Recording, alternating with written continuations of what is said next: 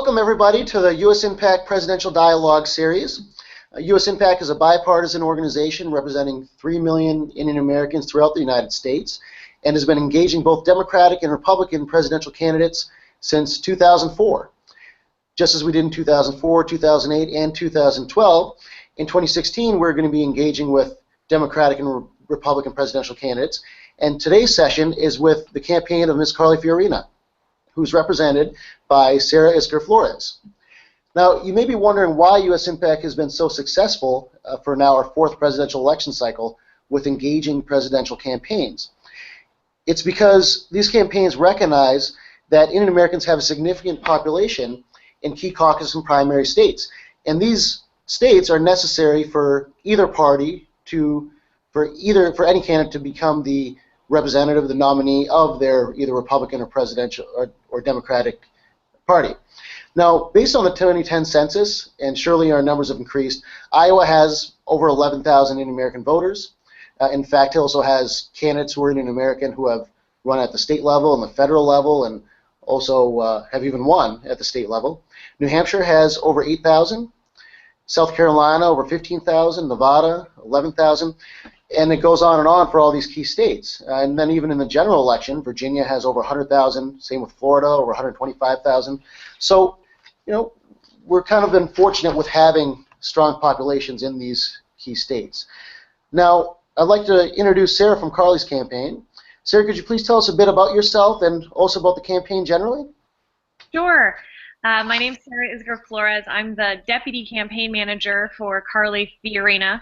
I've been with Carly, this is basically my year anniversary, so been with her since the beginning of the sort of campaign season. My portfolio includes communication, policy, anything under the sun really. So all questions are fair game, I guess, I'm afraid to say. I travel with Carly a lot on the road, obviously, as you've figured out and guessed. A lot of time in Iowa, a lot of time in New Hampshire, but we're having a lot of fun. I think that Carly's message is really resonating. People are sick of people from the political class making big promises, big talk, but then no one can ever seem to solve these problems, and so every 4 years we talk about the same issues and nothing gets done. So what Carly's message is that it's time to get it done. It's time to take our country back and actually say what our priorities are and move forward on those. Great. And there's thank you. Well, excellent. Now we'll move on to questions which were posed by our membership throughout the country, including these key states. The first one will be asked by Sanjay Puri, who's the chairman and founder of USINPAC over 10 years ago, back in 2004. Sanjay? For the Fiorina campaign for participating in this, and thanks Manish for moderating this panel. This is very, very important. As he said, Indian Americans play a disproportionate role, not just in the key states, but in the role that they have. They are physicians, they are teachers, they run hotels, motels, so they have a tremendous touch point with a lot of members of the community. And with Carly's background in Silicon Valley, this is a question that's has come in from a lot of entrepreneurs. I'm myself am an entrepreneur. A lot of Indian Americans are entrepreneurs. The estimates are maybe about 15% or so of Silicon Valley startups are owned by Indian American or started by them. Can you discuss how a Fiorina presidency would impact entrepreneurs, especially, people always talk about small business being the backbone of this country. Every 4 years we hear this in the presidential campaign, but maybe you can talk about her background, from coming from the bottom up. How is it going to impact small business and entrepreneurship, Sarah? Absolutely. I think that question sort of summarizes the most important conversation we're having as a country right now and in this primary, which is this economy hasn't really been working for anyone except the big, the powerful, the wealthy, while everyone else, entrepreneurs of every shade, whether you're starting a business or just have an idea, are intimidated or crushed by what's going on. So, to back up a little, Carly started as a secretary in a 9-person real estate firm, and from there she then moved to AT&T, where she started as sort of a low-rung salesperson, and she worked her way up to be the CEO of Hewlett-Packard. And what she'll tell you is that what Hewlett-Packard, it was a $90 billion company. They could hire the lobbyists, the accountants, the lawyers to battle with Washington, to battle the regulations or the tax code or anything else that got in their way. They did, and they succeeded. But the 9-person real estate firm couldn't. They don't have accountants and lawyers and lobbyists. And so what ends up happening is that these entrepreneurs and these new businesses actually create 2/3 of the jobs in this country. But what we're doing is making it harder for them and easier for the Hewlett-Packards of the world or any large corporation who can afford to deal with all of the complexity.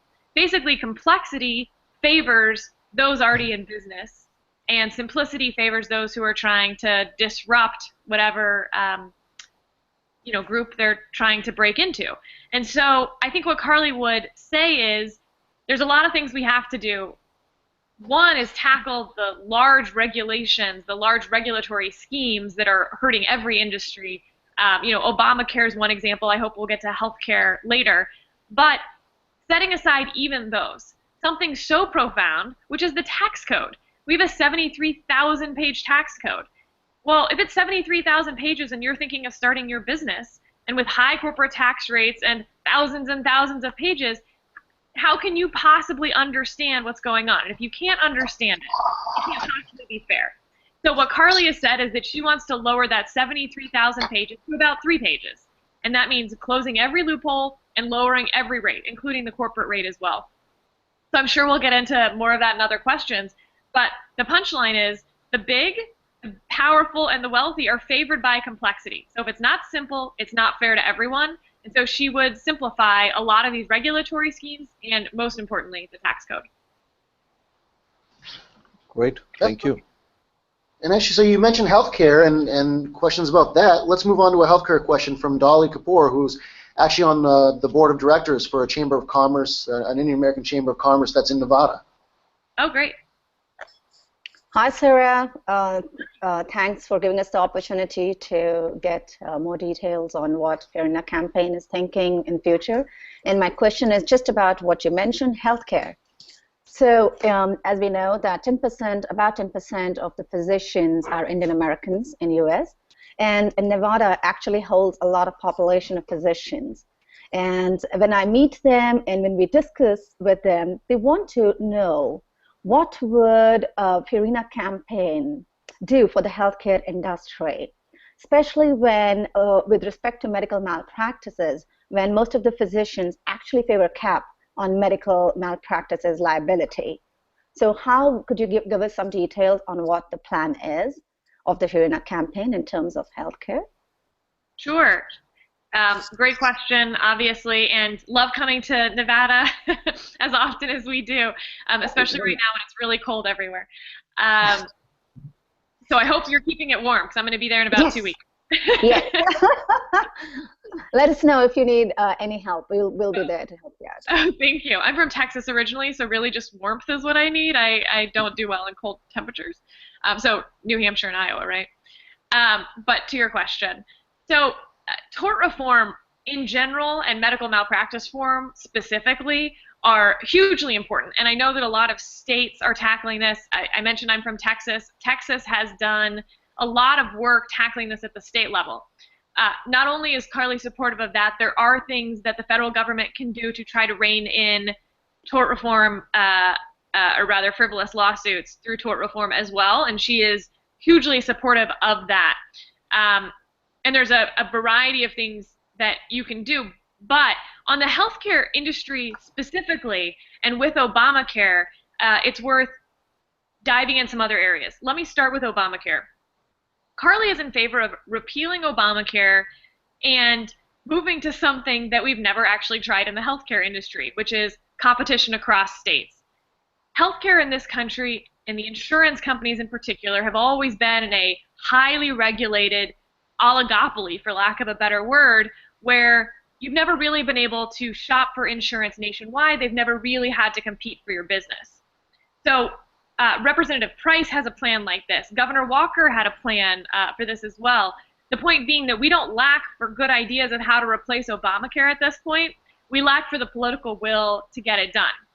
She is a breast cancer survivor herself, so there's some things that we absolutely need to bear in mind. Pre-existing conditions. Carly is basically a walking, talking pre-existing condition to any insurance company. And there's ways that we can deal with that as well. We can have before Obamacare. It was working well until Obamacare kind of came in and flushed it all out. Basically, what you had was Obamacare was a good idea. Access for health care, no pre-existing conditions. Everyone agrees with these goals. But the way they did it, with more regulation and less competition, did exactly what you'd suspect. A bunch of consolidation of insurance companies, pharmaceutical companies, hospitals are closing down, and what that does is actually reduce access and increase cost. So by repealing Obamacare, we fix a lot of those problems. However, second to that is transparency. You don't know whether the hospital down the street has a higher success rate. You don't know what your actual procedure costs ahead of time. You can't shop for those things. So one of the few regulations that Carly has been a proponent of is more transparency from hospitals and administrators in terms of what things cost and what the success rates are at that hospital. And, I know this doesn't sound like it's related to medical malpractice, and in some sense it isn't, but what we've found in other areas is the more transparency you have and the more consumers have information, that helps the entire industry. And it lowers that unforeseen where they're surprised at the end about an outcome.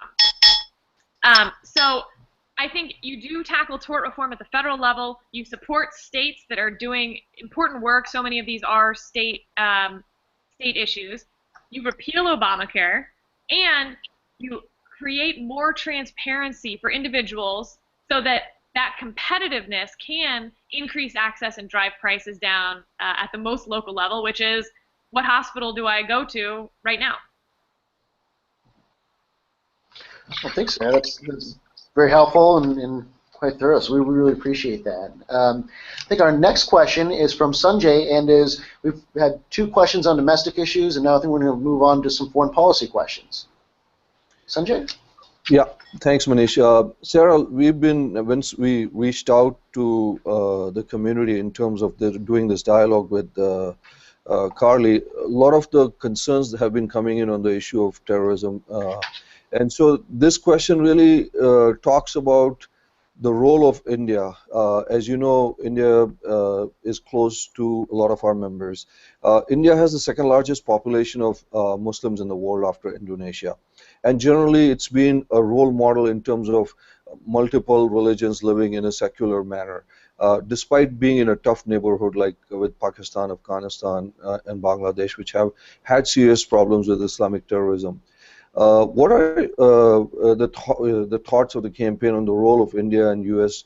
working together on this issue of terrorism, whether it's working against groups like ISIS, Al-Qaeda, or others? Sarah. Great question. Obviously, foreign policy and terrorism in particular on many people's minds. I think that it's fair to say that a lot of Americans right now are angry at how this president has handled these issues over his entire terms in office. Let me back up by Carly's experience. Carly was obviously HP, first of all, did business in 170 countries when Carly left. So she is extremely well acquainted with many of the world leaders on the stage today and previously. She has traveled the world extensively. She probably has more foreign policy experience than anyone else running, with the possible exception of Hillary Clinton. When she left HP, she became the head of the External Advisory Board of the Central Intelligence Agency. She's advised the NSA, the Department of Defense, Homeland Security, Secretaries of State, which is all to say she's held the highest security clearances. She understands these problems at a very technical and specific level. What's interesting is after some of that, she then became the chairman of an organization called Opportunity International. And so in January of this year, so 12 months ago, she actually was in India for a week, which is a little unusual for a budding presidential candidate. It was before she announced. But she spent a week in India talking about foreign policy as well as what Opportunity International does, which is microfinance loans in some of the most impoverished areas of the world, and particularly to women. So it was a great trip. There's lots of pictures on her Facebook page. He's a big fan of India, both as a political powerhouse in the region, but also as an opportunity. So to answer your question very specifically, he believes that our allies, America's allies, must know that America's friendship means something. We all need to tackle ISIS together. We all have a stake in that. But when our enemies and our adversaries, or our growing adversaries, see America's alliance is weakening, or America sort of brushing off some of our allies internationally, what they see is, oh, America's friendship doesn't mean much anymore. And so I read an article today actually about the Taliban, that the Taliban in Afghanistan is the strongest it's been since 2001. That obviously is a huge problem for the world. It's a huge problem in the region. And that is up to allies of the US, allies of India, to come together, decide what needs to be done, and take action. When it comes to ISIS, many of the allies in the region also want to defeat ISIS. They've asked for specific things, bombs, materiel. They have every interest in defeating this as well. It is a cancer in that area. But the U.S. instead has sat by saying that ISIS is a JV team, that we don't have a strategy. It has shown weakness from this president, and it has removed America from the leadership business worldwide. So the first thing to do is put America back in a position of leadership in the world, reassure our allies, and tell our adversaries that their time is up.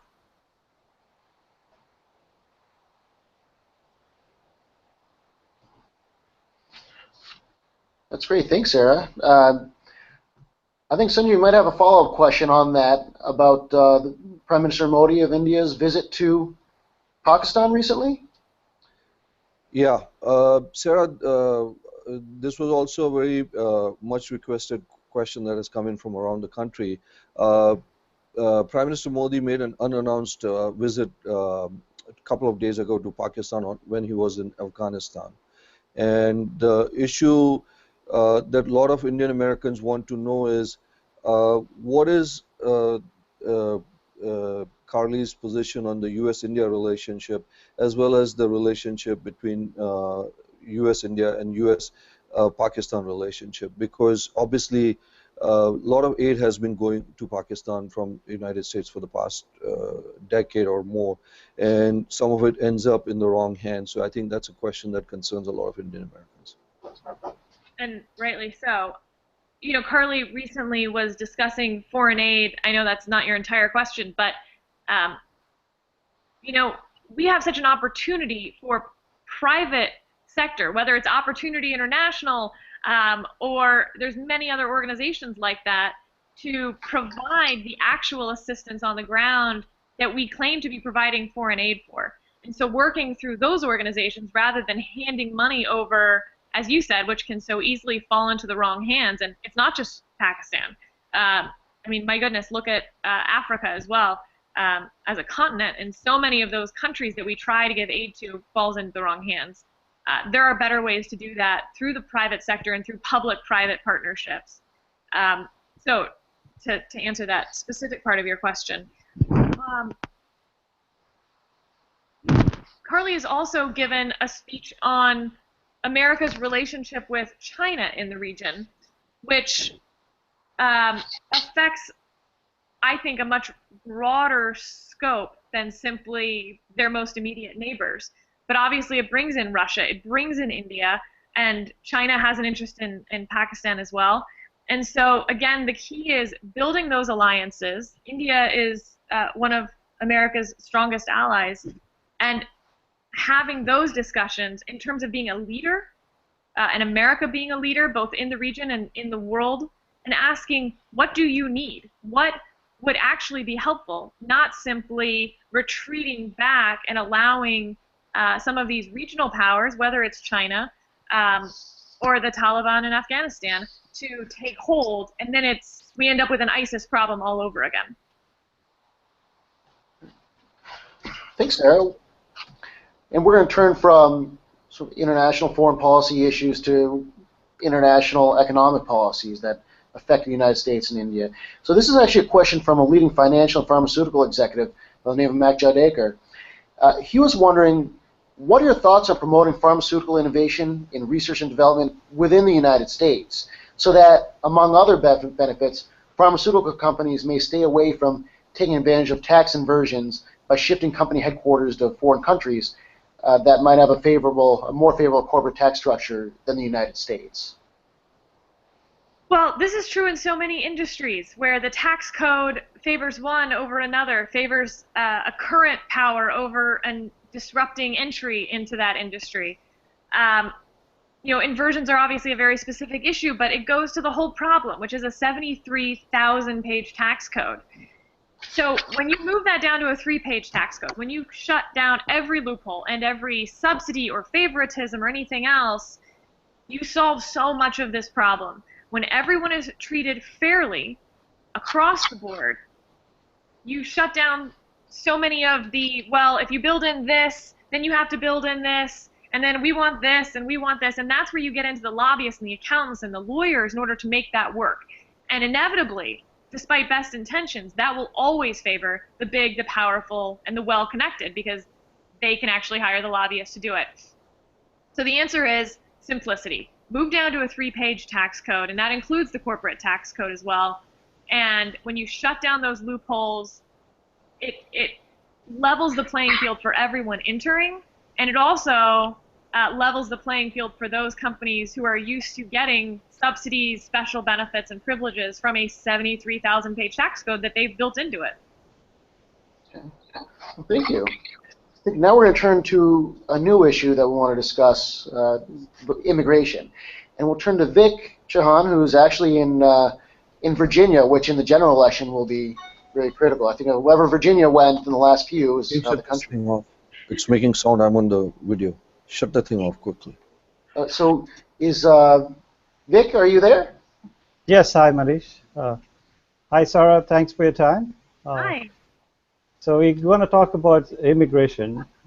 We know this was in a back burner until the Donald put it back front and center.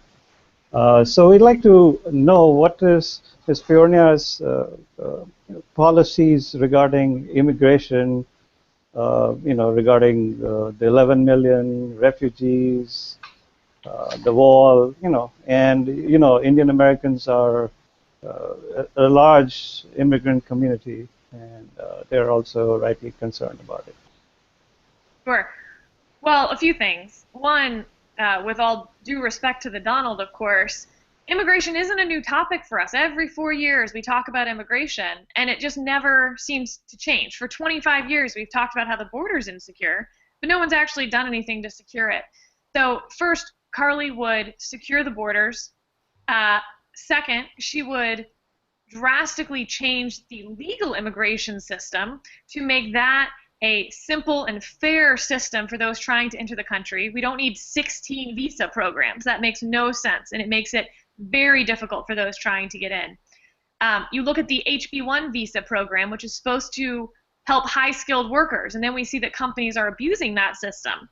One bill that's out there, it would actually require that if you want to have high-skilled workers, they need to have the degree to go with it, and you have to pay them commensurate with that degree, which would prevent abuse of that system. But imagine if we just fixed the entire legal immigration system so that we didn't have 16 programs, each with their own special set of rules. And last, to your point about those who are here illegally, this is Carly's view. It's certainly mine as well. And I think a lot of people whose parents or grandparents immigrated here or immigrated here themselves, which is, if your first act in coming to this country was breaking our laws, then you can't become a citizen. We believe, Carly believes, that maybe you can earn some sort of legal status to work down the way. Deporting 11 million people is impractical in a lot of respects, but you can't be a citizen. There are too many people who waited in line, too many people who did make their way through that legal immigration system to abide by our laws. So if you came here illegally, you don't get citizenship. That we can't reward that kind of behavior. But none of that can happen until we actually secure the border and prevent the problem from simply reoccurring down the road. Great. No, thanks, Sarah. That's really helpful. And our next question actually comes in from New Hampshire. It's regarding education. And this member of USINPAC asked, Indian Americans place a strong emphasis on education, and sort of the immigrant community that came to the country came with an education, most of them, and really instilled that upon the next generation, which I think that's where I can say from my perspective, that's where I saw a lot of parents being involved in the political sector, where they'd be attending parent-teacher conferences or attending, meeting with teachers, getting involved in school board elections, things of that sort. So, this next question is just that we place a strong emphasis on education, and could you discuss how a Fiorina presidency would affect issues with respect to education? Absolutely, and I apologize for moving around. I just wanted to make very, very sure that I was not going to lose power. Oh, no problem. No problem. And actually, I'll give you a little bit more detail, as you said. I can tell you from, I grew up in New Hampshire, and our community, the way it's increased is that I'll say our graduating high school class maybe had about 10 out of 600 that are Indian American. Now it's probably upwards of 100 out of 600. And you go to any parent-teacher conference or any school board meeting, and it's just filled with Indian Americans there. So that's something at a very grassroots level in your states, these early primary states, that people are really focusing on that issue. Well, I think that is, let's divide this up into primary education and higher education, starting with higher education, which is a door for so many immigrant communities, for their children and for the next generation to get the American dream, that next job, whatever that may mean. Higher education in this country has, I don't know what the right term is here, floundered. Student loan debt is through the roof because the federal government more or less nationalized the student loan industry. The rates are through the roof because it's actually the federal government controlling so much of it. And a lot of kids don't know that these days, and so you see these protests, and no one's telling them the truth, which is that actually deregulating this system and allowing businesses to compete for loans will hugely help. Not to mention that then those loans lead to inflation in the tuition to begin with. So it is a vicious cycle when it comes to higher education. Another piece of this is, again, transparency. Letting these parents, these kids, know what's going on at these schools, what majors lead to what, in the accreditation system as a whole.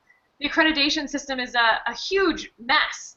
I went to law school, and in order to be an accredited law school, you had to have X number of volumes in your library, even though none of us went to the library. That's what LexisNexis is for.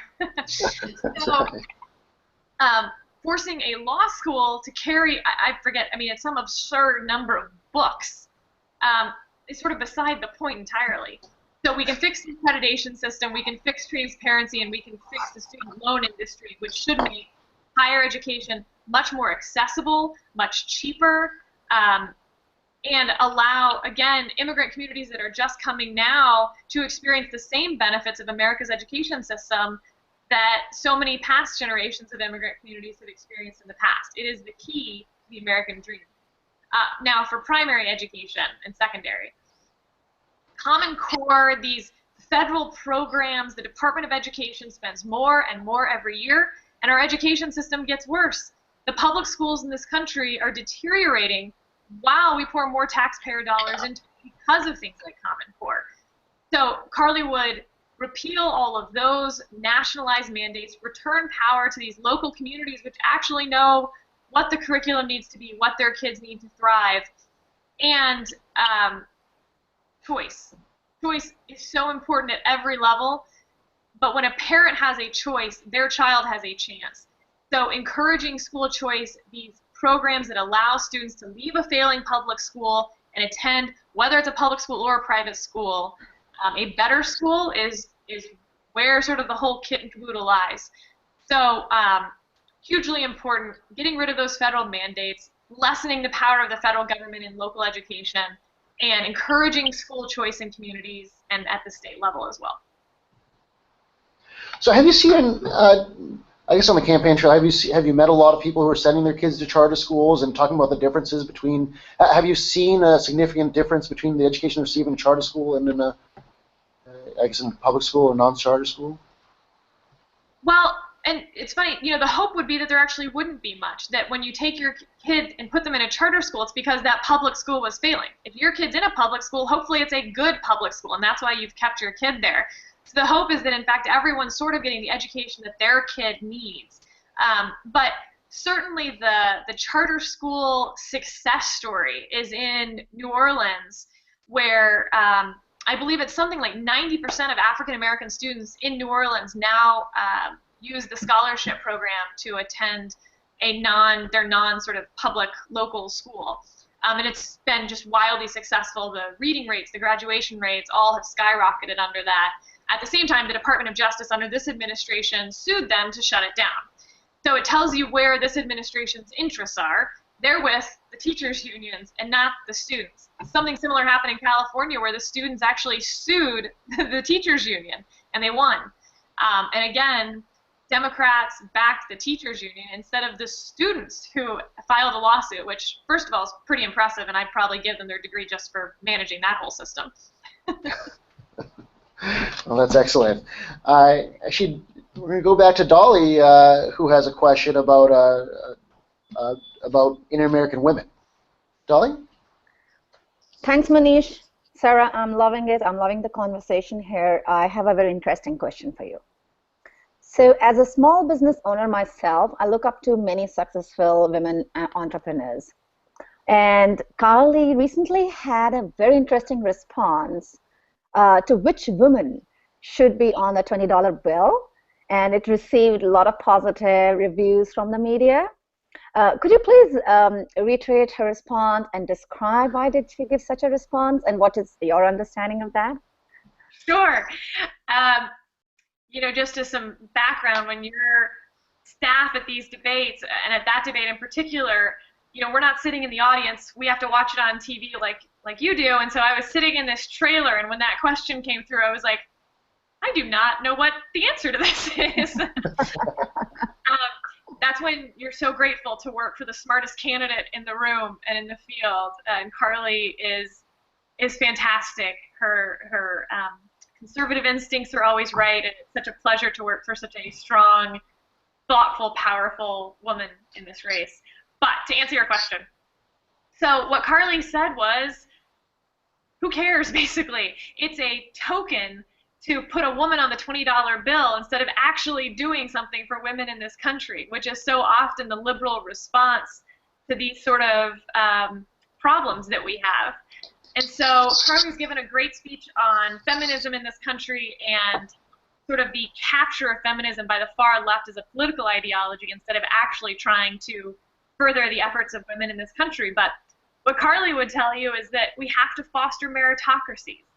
When she was at HP, by the time she left, half of her reports were female, not because she sought to hire women, but because she actually sought to create meritocracies and to look past who you golf with to hire, but rather who's available and interview those people and then pick the best one.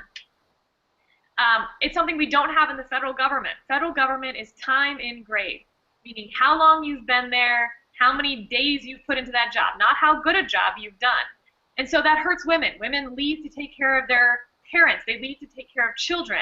They leave the workforce for a few years, and then when they come back, they're disadvantaged. Instead of saying, actually, she has an enormous amount of experience, and she does fantastic work, and in 1 hour, she can do what it takes maybe someone else 3 hours to do. We're going to reward that and promote that because that's a meritocracy. And so Carly would promote meritocracies within the federal government and encourage private sector businesses to do the same, because that's how you will actually get to equal pay, to more women in these positions. It's not by putting one on the $20 bill. Well, that's great. And so that's really interesting when you talk about the meritocracy and how Carly went about hiring and promoting employees at her companies. What about, would those kind of same principles apply to a cabinet as well? Or how would she go about assembling a cabinet, and what would it look like? Boy, I'd hate to get ahead of Carly on this question. I'm sure she has many interesting thoughts on it, and I'm sorry that she can't be here to join you to answer this one herself. I think that Carly would look outside your traditional spheres for a lot of cabinet positions. There are very talented people in this country doing innovative things. You know, part of that is because she comes from Silicon Valley, one of the most innovative sectors of our economy. She sees what people can do when you remove the barrier. So yes, I think that you'd see some interesting choices in her cabinet positions. But I don't want to get ahead of her with names. Sure, no worries. Actually, we'll go to Sanjay with a question about, we've really focused on Carly's views, but want to get a feel for how she compares to others. Sanjay? Thanks, Manish. And Sarah, this is more to let members of our community across the country, 3 million plus people know. How would you compare or contrast or point out some key differences between Carly and other candidates running for office, whether it's in the Republican side or the Democratic side? If you can tell our listeners what that would be. Absolutely. Well, I think with all due respect to everyone running, Carly is the only person who actually has a track record of challenging bureaucracies and challenging the status quo and getting results. What you see from a lot of candidates are 10-point plans to solve whatever problem, and they've got a lot of policy experts on their teams who can rattle off facts and figures. But as I've said before, every 4 years we talk about these problems and it never gets done. So what we need to look at is not who's got the best idea. We don't lack for good ideas in the conservative movement. We have think tanks full of brilliant minds who have those ideas. We need someone who will actually get it done. And what we've seen, both Democrats and Republicans alike, is that the political class is unable to get this done. They're not actually leaders. They're followers. And they favor the big, the powerful, the wealthy, because that's where their bread is buttered, so to speak. So in this field, you have some people who've never made an executive decision in their life, or who haven't had the sort of foreign policy experience that Carly has, the national security credentials that she has, whatever it is. But again, the most fundamental aspect is whatever your issue is, whatever your problem is, whatever you think the solution is, someone from the political class isn't going to get it done. They've shown that over and over again. So we need an outsider, and we need one who's credible and who actually has a track record of challenging these bureaucracies. As a side note, one of my favorite stories about Carly's tenure at HP is that when she came in, and forgive me because I'm probably going to get the numbers wrong, she knows better than I do, but there were something like 87 different units within HP. Each one had their own CFO, their own president, their own everything, their own sales, marketing, etc. And it was all so siloed that when she came in, she said, we're not doing that anymore. And she massively changed the business of HP. Well, if you can imagine having 87 presidents of their business unit, that's a lot of people who didn't want change. And Carly was able to push that through. So everyone says it can't be done. We can't have a 3-page tax code because there's too many interests. We can't repeal Obamacare. There's too many interests involved. No, you just need someone who's actually willing to cut through it and, frankly, to piss some people off.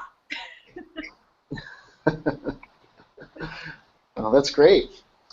Yeah, I know. I guess we'll sort of end up on the last couple of questions, but you mentioned earlier about past engagements you had with India, where Carly visited the country. Could you either delve more into that or any other past engagements that she's had with India or Indian Americans?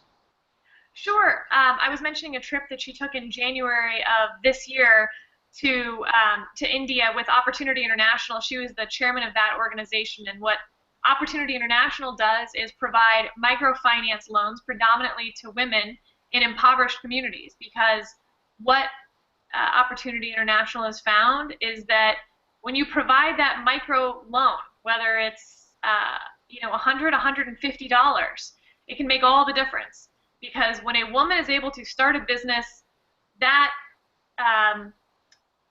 migrates through her entire community. She's able to provide for her children, who are then able to help with the business. And it actually is the most effective way to move people out of poverty. And so something that I find very good about Carly is when you're having a meeting of your board for this organization, it's very easy to have that meeting in a posh location. You know, they could have had it in Washington, D.C. or New York for that matter. And instead they went to India to have the meeting because they wanted to meet their clients. They wanted to talk to some of these women to see how they can be serving them better and what these loans do. Carly is sort of a get your hands in the problem, get dirty type of person when it comes to problem solving. And I think it's what makes her so effective.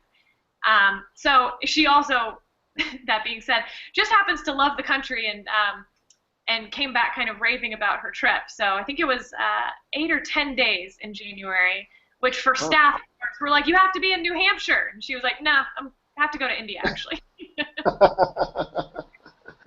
That's great.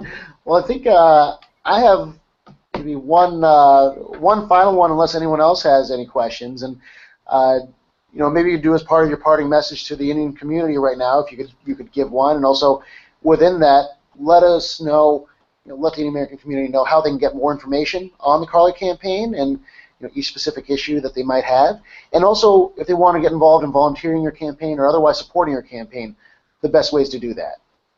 Absolutely, and thank you for sponsoring this and for all of the questions, which were interesting and thoughtful and fun. Carly's website is carlyforpresident.com. If you put in carlyforpresident.com/answers, we have what I think is a fairly cool feature where you can type in a question and look up a video of Carly answering the question. So if I haven't been able to answer your question, or if you just want to hear Carly answer it better than I can, which is every question, you can go to that site and type it in. You'll also be able to see her blueprint. She's listed out her 6 priorities for taking back our country, which if you attend any of her events, you'll see in the background. And obviously you can donate money on the site as well, which we really see this primary as a process of elimination before it's a process of selection. So it's important that we can go the long haul. We have a campaign built for that. We are lean, mean, and with a great ground game in many of these states. And if you do want any more information, my email is just Sarah with an H. The H is super important. Sarah@carlyfiorina.com. And feel free to email me any questions you have. I'm on Facebook and Twitter and all that stuff too, so I'm highly available. Excellent. I think we'll turn to Sanjay now, to the chairman and founder of USINPAC, to give a closing statement on from our end. Thanks, Manish, and thanks to all the listeners and the viewers from around the country, the Indian American community. And thanks, Sarah, and thanks to Carly for doing this, because this becomes important, because when you see the debates and the interviews, those are 30-second sound bites. You really don't get specific into issues, and sometimes there are issues that are relatively maybe more specific to a specific group or a community, like you talked about Carly's work with microfinance and women, and that, believe me, is going to be something that a lot of people in our community are going to be interested in. You talked about maybe a strategic relationship on ISIS and things of that nature, which we really don't get to understand or listen in the multiple debates or other things that have been held. So we do this across the board with many candidates, and this is a chance for the Indian American community, which is really energized, as Manish said, in early states, etc. A lot of young people who want to volunteer. I think Sarah has given her contact information, and also in our community, people who want to support Carly, they can go online and contribute to her campaign. And again, Sarah, thanks for taking time. I know you've got a very busy schedule with the primaries, the caucuses coming up, and thanks for our entire team for putting this thing together.